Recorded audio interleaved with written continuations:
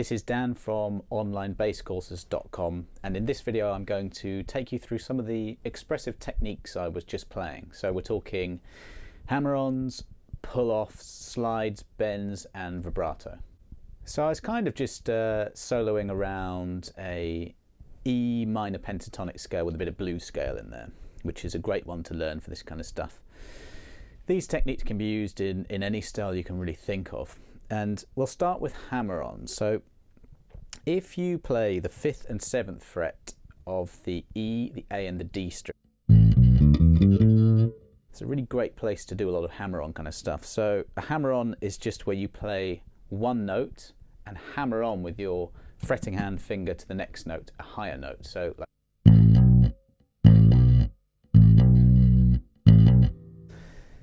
so that's a hammer-on, and what you want to do is you want to keep the finger that you're hammering on with, so in this case the 3rd finger, quite kind of curled round there, and stiff but not completely rigid, because that's how you're going to get the hammer on. You don't want your finger to kind of collapse when it comes in. And the opposite of a hammer-on would be a pull-off. So this is where you go from a higher note to a lower note. So taking that same those same two notes, the 5th to the 7th frets of the E string. So this time, keep your first finger pressing down on the note of the 5th fret, the A note there. Pluck with your right hand, with your fretting hand. You want to flick that 3rd finger down towards the ground. It's that flick that creates the pull-off sound. So with the hammer-on the 5th and 7th frets of the E, A and D strings, you can practice that by just now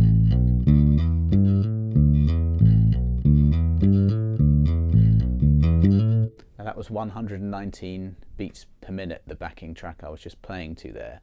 And yeah, that's quite fast, but as with anything that you're learning, just take it really, really slow and make sure that you know how to play it at very, very slow speeds before you speed it up. So they're great to use in conjunction with ghost notes, and all the ghost note is where you mute the string or strings and pluck, and you get that kind of that dead sound, percussive sound. So you can follow hammer on with a ghost.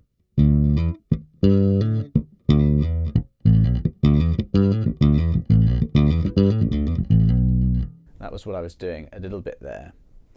And you could just reverse that to practice pull-offs. So it doesn't really matter what string you're starting on, but I'll start on the D. So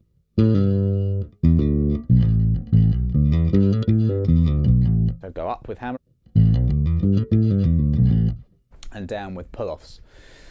So what was I doing next? We got some slides. Slides are really, really great to use in solos and fills. And whilst I was soloing there, you know, you're a bass player, so your job is to play bass lines, and you know, you could make up bass lines doing this as well. It doesn't have to be a flashy solo.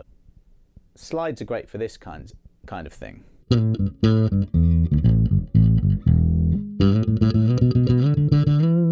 That's a really good thing to practice actually, is to take notes on one string and slide across. So what I did there, started on the 5th fret, so I'm going 5th of the D string. This is the 5th to the 7th to the 9th to the 12th, just sliding. So pluck and then slide, pluck and then slide. That was 5 to 7, 7 to 9, 7 to 12, and then 12 to 14, and then go in the opposite direction, finishing up on the 2nd fret. That's just an E minor pentatonic going across one string. And since you're sliding, that works really well when you're on one string. Good point to move on to vibrato. That's what I was doing at the end there. You'll hear singers doing this a lot in songs. It's where the note kind of waves up and down a tiny bit. Kind of getting my thumb at the top of the neck here and just using it to grip the neck a little bit to create a series of kind of mini bends, and that's what a vibrato, the vibrato technique is based around that. There is another way of playing vibrato. You kind of press into the note and kind of wave your finger around across the plane of the string. It's a little bit more subtle, quite musical way. But what I was doing there was very much that kind of slightly more aggressive, wider vibrato. You can control the rate, as in the speed of the vibrato, and also how widely you do it. And vibrato is it's a unique thing for every player, really. But all these techniques kind of add expression and articulation into your playing. So we had hammer-ons, pull-offs, and slides, some vibrato. And probably the last thing I was using in the solo I was playing was bends, okay, string bends, which are really, really great to do. Let's move up, higher up the neck for this example. So if you go to the 12th fret of the E string, and I'll just show you, if you don't know it already, this minor pentatonic shape that goes across the fretboard.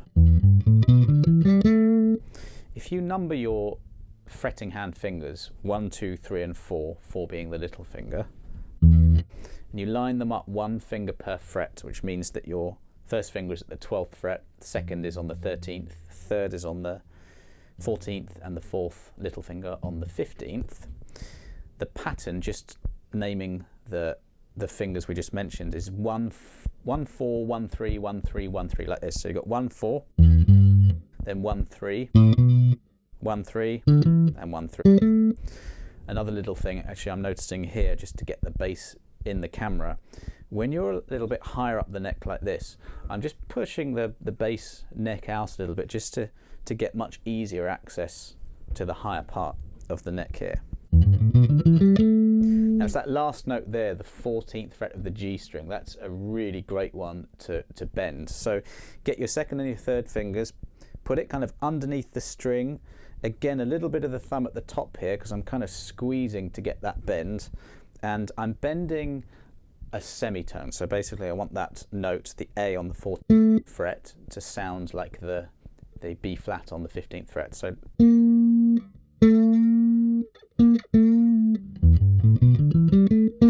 that note there is the blues note, kind of turns the minor pentatonic into a blues scale.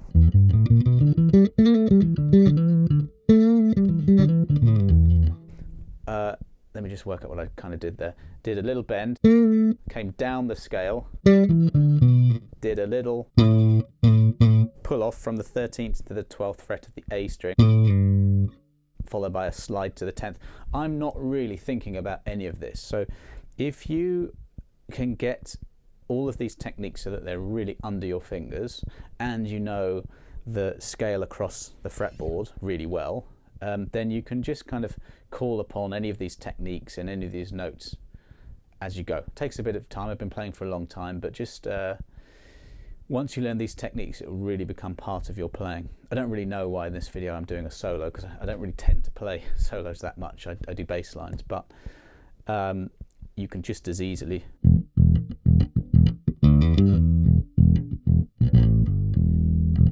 actually rock uses a lot of these techniques as well. You can just as easily use it in your playing. So hope you found that useful. Like and subscribe, I'd love it if you did that, and comment and let me know kind of other videos you'd like to do. If you've got any questions about this one, that would be great. Cheers.